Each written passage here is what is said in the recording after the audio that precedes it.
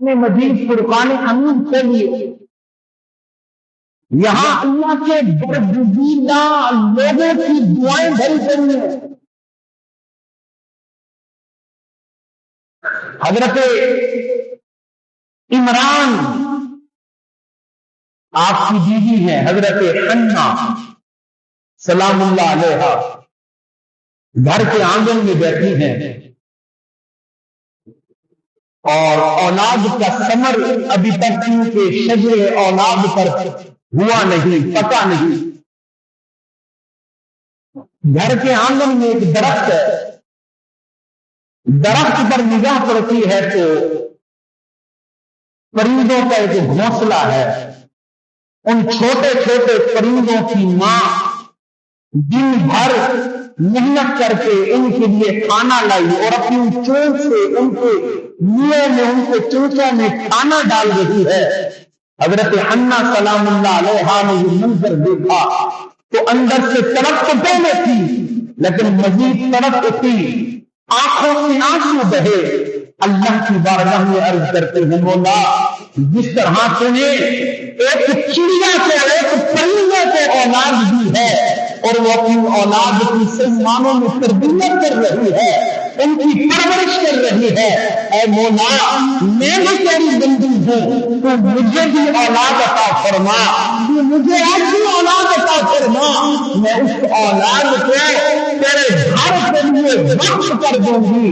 حضرت حنا سلام اللہ علیہا نے یہ اندر سے دل کے جب دل دکھا نا، آنکھوں سے آنسو بہے، جب دعاؤں میں رب کی بارگاہ میں تو پہلے مسلح نہیں چھایا ہوا تھا، تو پہلے بجلی پر گلی رہتی تھی، پر بات کیا ہے جب بات دل سے نکلتی ہے، اکثر رکھتی ہے، پر نہیں مگر طاقت پرواز رکھتی ہے. یہاں بات نکلی تو اللہ تبارک و تعالیٰ نے اسی وقت دعا قبول کی. اللہ نے فرمایا فلما وضعتها، اے حنا پریشان نہ ہو، ہم نے تجھے اولاد کا ثمر عطا فرما دیا ہے. اذ قالت امرأة عمران ربی، اللہ نے اس منظر کو بیان کیا کہ وہ وقت یاد کرو. اس وقت سے جب بھی اللہ تبارک و تعالیٰ قرآن میں فرماتا ہے تو اس کا مطلب ہوتا ہے اس وقت کو یاد کرو. اذ قالت امرأة عمران، جب عمران علیہ السلام کی بیوی نے کہا رب، اے میرے رب، اے میرے رب، انی نذرت لک ما فی بطنی محررا فتقبل منی. کیا کہا مولا مجھے اولاد دے، اور جو تو میرے پیٹ میں دے گا، جو تو مجھے اولاد دے گا میں اسے تیری راہ میں وقف کر دوں گی. اور حضرت حنا سلام اللہ علیہا کو اولاد ہوئی اور دعا کر چکی تھی، نظر مان چکی تھی کہ مجھے جو اولاد ہوگی وہ میں راہ خدا میں یعنی بیت المقدس کے لیے وقف کروں گی. اصول تو یہ تھا کہ نظر مانی جاتی تھی اس سے بھی پہلے، لیکن بیت المقدس کے لیے وقت اسی سے کیا جاتا تھا جو لڑکا پیدا ہوتا تھا، اور اس سے پہلے لڑکے ہی پیدا ہوتے رہے. جب بھی نظر مانی گئی لڑکا پیدا ہوا بیت المقدس کے لیے وقف کر دیا گیا، اور وہ بیت المقدس کی صفائی ستھرائی، اس کا خیال، اس کے اطراف میں رہنا اور رب کی عبادت کرنا یہ شامل تھا. لیکن حضرت حنا سلام اللہ علیہا نے نظر مانی، دعا مانگی، لیکن خدا کی کرنی دیکھیے بیٹا نہیں، رب نے بیٹی عطا فرمائی.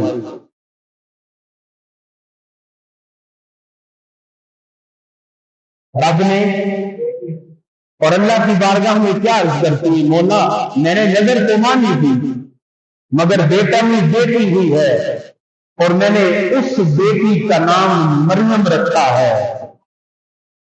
یہی وہ مریم ہے کہ جن کے بطن اطہر سے بغیر باپ کے اللہ نے عیسیٰ روح اللہ کو پیدا فرمایا ہے. میں نے بیٹی پیدا ہوئی ہے مولا. فلما وضعتها قالت رب انی وضعتها انثى وانی سمیتها مریم وانی اعیذها بک وذریتها فتقبلها ربها بقبول حسن وانبتها نباتا حسنا وفصلها زكریا. یہاں پوری بات ہے کہ اللہ نے بیٹی پیدا کی ہے تو پھر کمال دیکھیے. اللہ نے فرمایا واللہ اعلم بما وضع. اے مریم، اے حنا، اللہ خوب جانتا ہے کہ تم نے کیا پیدا کیا ہے. اور آپ کہہ رہی ہیں بیٹی، یہ بیٹی ایسی ہے کہ اس جیسا کوئی بیٹا نہیں ہے. یہ ایسی بیٹی ہے، اس جیسا کوئی بیٹا نہیں ہے. یہاں اولاد کی طرف بڑھ رہی ہے، دعا مانگی. پھر ادھر حضرت مریم اچھا جی ماں کے پیٹ میں تھی کہ حضرت عمران کا وصال ہو گیا. ماں کے پیٹ میں تھی حضرت مریم، پیدائش ہوئی. اب نظر کے یہی تھی وقت ضروری. اب سوال ہو گیا کہ وہاں تو سارے لڑکے اور مرد اکیلی بیٹی. تو حضرت زکریا جو رشتے میں غالباً آپ سے خالی لگتے ہیں حضرت مریم کے، انہوں نے آپ کی کفالت کو اختیار کیا. حضرت زکریا علیہ السلام رکھے ڈالے گئے کہ آپ کی کفالت کون کرے گا. تو ان رکھوں کے اندر اس جو ہے وہ اس میں پرچیوں کے اندر جو ہے وہ نام حضرت زکریا کا آیا. حضرت زکریا علیہ السلام نے آپ کی پرورش شروع کی. اور پھر کمال خدا دیکھیے، یہ پرورش کرنے والے حضرت زکریا ہیں اور ان کی بھی اولاد نہیں ہے، ان کی بھی اولاد نہیں ہے.